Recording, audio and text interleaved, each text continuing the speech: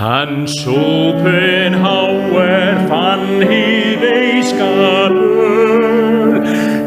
brölti hann rústir gæsku sinnar.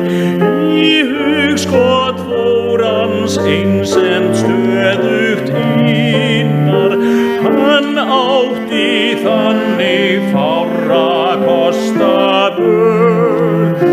Hann lék við hatur, illsku, feigð og fán. Var föðurlaus og kalt var móður hjartað. Hann fékk í hugar þel í þrautum skartað. Þjóð hans eftir hildarleik var sá.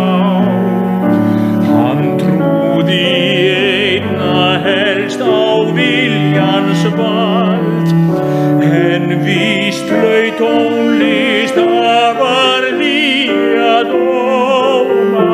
Hans líf var martröð eða eins og kóma, innbyggð löngun hafði tangarhald.